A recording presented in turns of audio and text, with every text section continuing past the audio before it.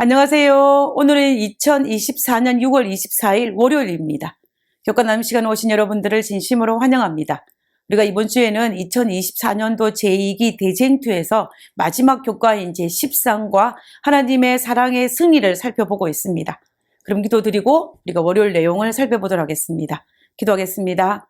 하늘에 계신 저희들의 아버지, 저희들에게 미래에 일어날 일들을 예언하여 주시고 우리가 그것을 깨닫게 하시고 그것을 미리 바라보게 하신 하나님의 은혜로 인하여 감사합니다.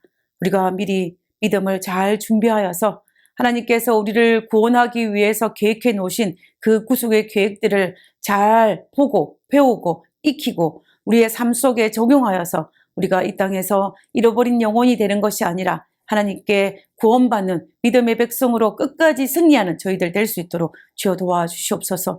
이 시간에도 우리와 함께 하시옵기를 간구하며 거룩하신 예수님의 이름으로 기도드렸습니다. 아멘. 감사합니다. 우리는 일월 소지를 통하여서 하나님의 사랑의 승리가 있기 바로 직전에 악인에게는 칠재앙이 그리고 의인에게는 야곱이 환란이 있다는 것을 살펴보았습니다. 그리고 그날에 하나님에 대한 절대적인 신뢰와 믿음이 얼마나 중요한지를 우리가 한번 살펴보았는데요.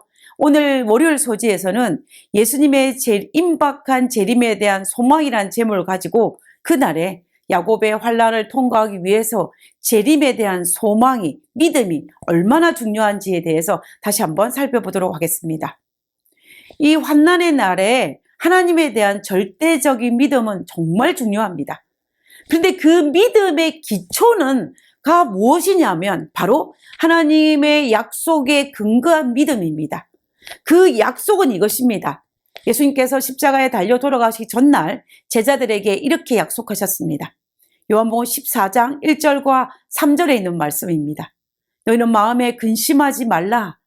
하나님을 믿으며 또 나를 믿으라. 내 아버지 집에 거할 곳이 많도다. 그렇지 않으면 너희에게 일렀으리라. 내가 너희를 위하여 처소를 예비하러 가노니 가서 너희를 위하여 처소를 예비하며 내가 다시 와서 너희를 내게로 영접하여 나 있는 곳에 너희도 있게 하리라.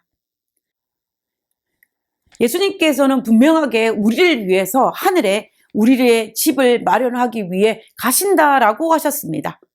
우리의 집이 다 마련되면 예수님께서는 다시 우리를 데리러 이 땅에 오실 것입니다. 이것이 바로 재림에 대한 약속의 소망입니다. 예수님의 재림의 약속은 수세기에 걸쳐서 성도들의 큰 희망이었습니다. 우리가 그것을 역사적으로 한번 살펴보면요.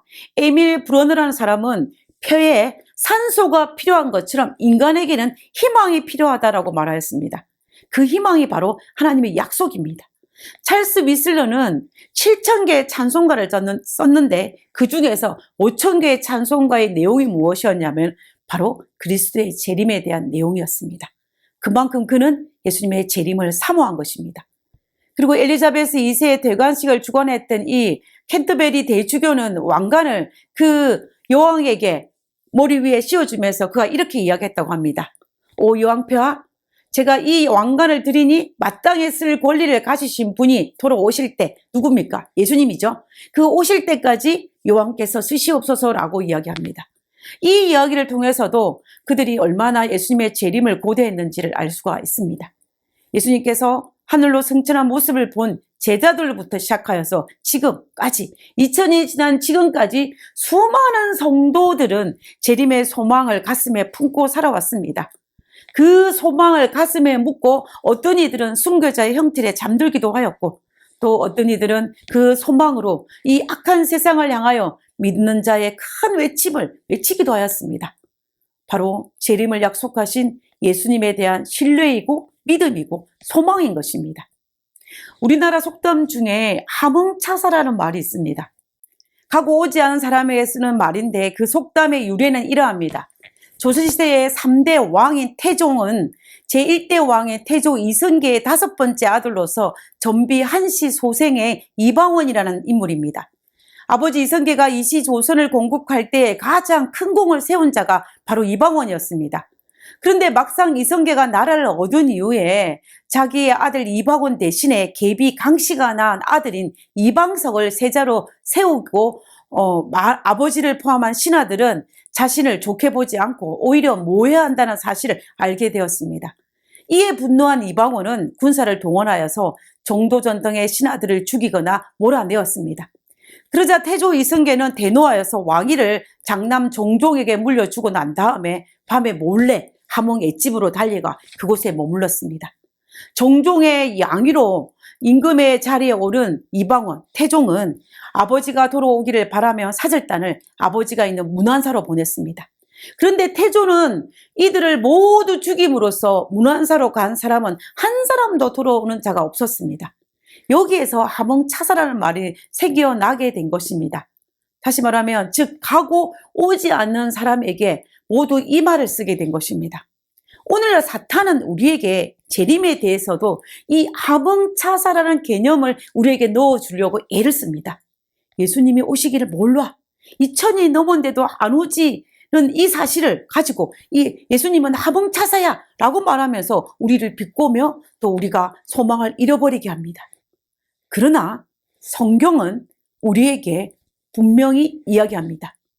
계시록 1장 7절에 볼지어다 구름을 타고 오시리라. 그리고 계시록 22장 20절에는 속히 오리라 라고 말씀하셨습니다. 예수님의 초림에 대한 예언은 총 456번인데 재림에 대한 예언의 횟수는 신약과 구약을 합쳐서 1518번입니다. 예수님께서는 구약의 456번에서 예언한 그대로 초림하셨습니다. 그리고 초림보다 3배나 많은 이 재림에 대한 1518번의 재림의 그 약속도 분명히 성취될 것입니다. 그 약속은 반드시 성취될 것입니다. 예수님께서 초림하실 때에 구유에 오셨지만 재림하실 때에는 구름을 타고 오실 것이고 예수님께서 초림하실 때는 고난을 받으셨지만 재림하실 때는 영광을 받으실 것입니다. 그리고 예수님께서 초림하실 때는 십자가를 지셨지만 재림하실 때는 면류관을 쓰실 것입니다. 예수님께서 초림하실 때는 죄의 모양으로 이 땅에 오셨지만 그러나 재림하실 때는 만왕의 왕이요 만주의 주로 오실 것입니다. 아무리 마지막 날에 사탄이 국가와 교회의 권력을 이용하여 가혹한 법령으로 우리의 생명을 위협한다 할지라도 우리는 끝까지 신실하신 하나님의 약속, 재림에 대한 소망을 가지고 우리는 견딜 수가 있습니다. 재림의 소망은 우리가 그 환난을 넉넉하게 이기게 할 수 있는 비결입니다. 그리고 마침내 계시록 16장에 7재앙 중 마지막 재앙이 이 땅에 내릴 것입니다. 계시록 16장 17절에 7재가 그 대접을 공기 가운데 쏟음에 큰 음성이 성전에서 보좌로부터 나서 가로되 되었다 하니 지금 본문에 등장하는 17절에 등장하는 이 재앙이 7번째 재앙으로서 예수님의 재림입니다. 악인에게 있어서 이 재앙은 재앙 중의 재앙입니다. 그러나 의인에게는 참으로 복수는 소망이 아닐 수가 없습니다. 지금까지 상황과 전혀 다른 최고의 반전이 일어나고 있는 것입니다. 악인은 예수님의 재림을 조롱하며 재림을 기다리는 성도들을 괴롭게 하였는데 지금 그 예수님이 재림하시는 것입니다. 그때 두 무리가 확연히 드러날 것입니다.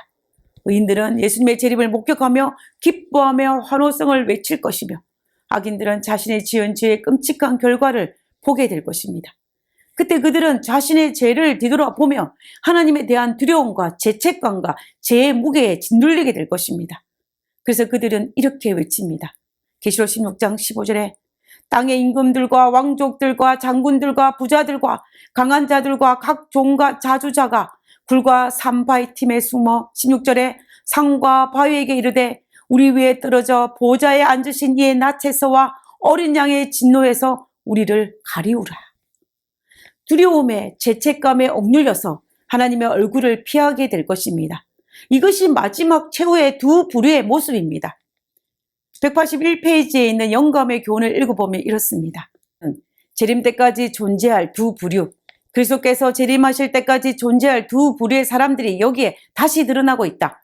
즉 의인과 악인, 반역하는 무리와 충성된 무리이다. 하나님께서는 당신을 경외하는 의인들을 기억하실 것이다.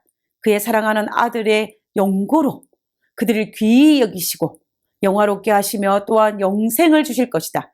그러나 그분의 권위를 짓밟는 악인은 세상에서 끊어 없애지고 멸망시키실 것이며 그들은 세상에 존재하지 않았던 것처럼 될 것이다. 악인에게는 멸망이, 의인에게는 영생을 주시며 영원하게 하신다라는 것입니다. 우리는 이 사실을 기억해야 합니다. 예수님께서 반드시 재림하실 것이고 마침내 재림하실 때 대반전이 일어날 것이라는 사실을 말입니다. 그러므로 지금 재림의 소망이 필요하지만 그러나 마지막 환난을 통과할 그때는 더욱더 재림의 소망이 절실합니다.